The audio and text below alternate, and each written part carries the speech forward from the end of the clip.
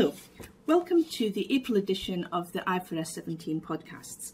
Today we're going to talk about the Transition Resource Group for IFRS 17 meeting that took place on the 4th of April, as well as the IASB board meeting that took place on the 8th of April. My name is Andrea Pryde and with me today is Darrel Scott. So Darrel, let's talk first about the Transition Resource Group meeting. This was a relatively short meeting as it went. We've got two papers there, and the main discussion was on the investment component. Could you tell us a little bit about the discussion there? Sure, Andrea. The discussion on the investment component arose from questions people were asking about the current definition and application of investment component in IFRS 17 as it's written at the moment. And essentially there were three questions. The first one is to establish whether or not there is an investment component in a contract. The second one is to determine whether or not that investment component is distinct, so you treat it as a separate contract. And the third one is how you go about determining the amount of the investment component.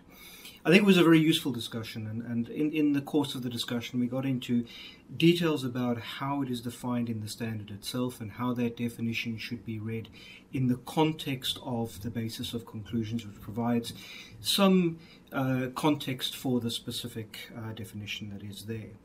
I think the discussion that we had at the TRG highlighted some of the differences in how the words are being interpreted or being read by people at the moment, and in particular sort of gave a little bit of colour to the process people walk through in reading what is in the standard and then reading the surrounding information that goes with the standard. It was also useful because it provided us with some input for our board discussion that happened the week after the TRG meeting. I think it's also worth mentioning that during the discussion, some of the participants noted that this potentially has a broader impact in terms of the definition, because under the amendments that the board is tentatively proposing, this definition will also be used as part of the CSM allocation. And I think the board members at the table did respond that that was clearly not the objective of what the TRG was looking at, and that what we were trying with the TRG process to do was to define the words as they stood in the standard, because that was the context in which the questions were raised.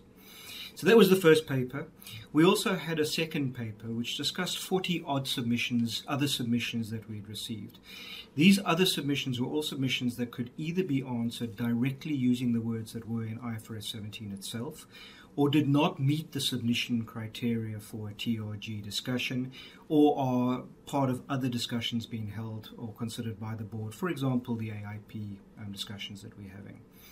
The discussion that we had during the process noted that some of the submissions were very specific to individual fact patterns, and noted in particular that there are areas where the TRG can't really help. The TRG process is not intended as an application guidance process, but rather to give help for people applying the standard at a higher level.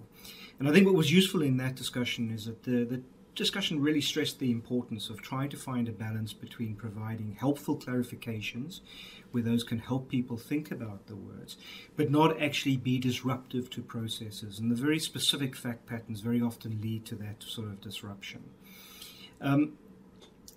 Finally, I think it's important that the TRG was able to provide some feedback to the board on some of the other AIPs that annual improvements that we were considering during the board meeting this month.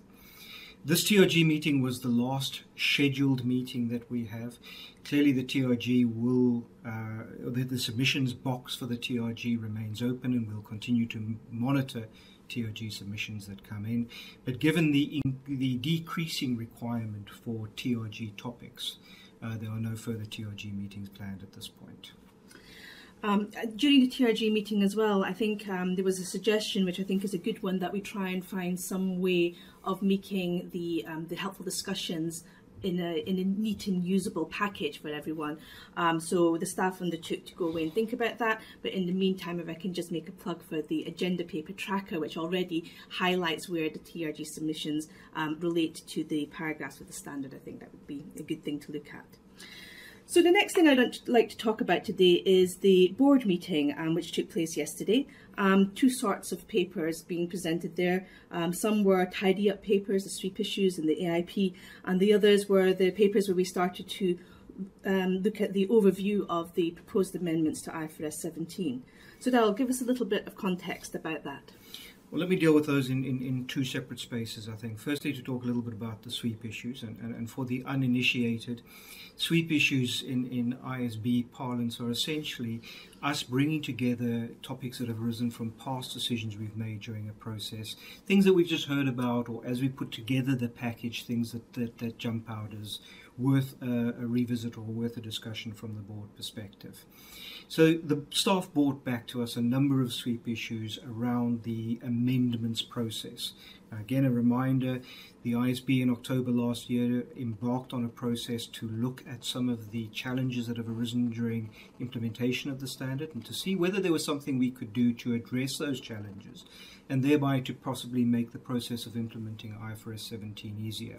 And we set ourselves specific criteria in deciding to do that, and in the process of which, giving us a framework for how we go about making decisions as to what fitted within this amendment process.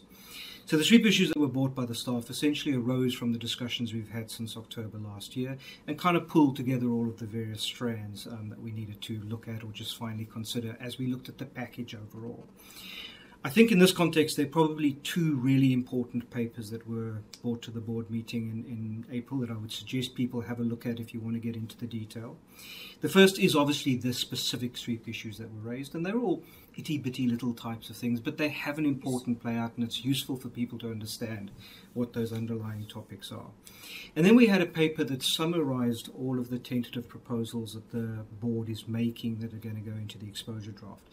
And what that did is it summarized it in a couple of different ways. It compared it against the criteria that the IASB had originally set, and it weighed up the advantages and disadvantages of each of those considerations. So in one place, you now have a paper that brings together the discussions that we've had up to this point in time. We took those forward to a permission to ballot, but before I talk about the permission to ballot, I want to talk about a parallel process that's been going on at the same time. Something else that the board does on an annual basis is essentially what we call our annual improvements. And annual improvements are about looking at clarifications within standards that are minor, so minor difficulties, minor changes that need to be made, very targeted in the context of where they appear, but are either creating confusion or in fact are contradictions within a standard. And we do this every year. When we issued IFRS 17, one of the things that we were looking at was whether or not any annual improvements needed to be made. And in June last year, we gathered together a few more of those annual improvements for the board to consider and agreed to an annual improvement that we need to make. I say this is a parallel process. The board has decided that we will publish these annual improvements together with the other amendments we're considering, but clearly the test for the two is different. The amendments that we agreed were subject to a very specific criteria the board set. Annual improvements are subject to the board's normal criteria for annual improvements. And all of this will be packaged together in an ED that we'll issue later in the year. The next paper that the staff brought to us was looking at this entire package and asking the board for permission to ballot. Permission to ballot is essentially the board saying to staff that we believe the process is now finished and we would like the staff to go away and actually put together the due process document that will be issued. As part of that, the staff asks us if any of us intend dissenting to the package, and the board responded that we were not expecting to, that none of us were expecting to dissent. So that means the process can now move forward. The staff can commence with drafting. The drafting will happen over the next couple of months. Thanks. And that drafting process, of course, takes place largely behind the scenes. From a public point of view, the next step will be the May board meeting, where the staff are expecting to ask the board to consider a number of sweep issues and also to set a comment period for the exposure draft of proposed amendments to IFRS 17. Recognising the need to get these amendments finalised as soon as possible, we'll be asking the board to consider a comment period shorter than the standard 120 days, likely to be around 90 days. And then, after that, we expect to issue the exposure draft itself right at the end of June. And that's just about it from us today, except to note that I believe some of you may have had difficulty in accessing the webcast live yesterday at the board meeting, so apologies for that, but just to assure you that the recording is now available on our website. Thank you for listening to our podcast.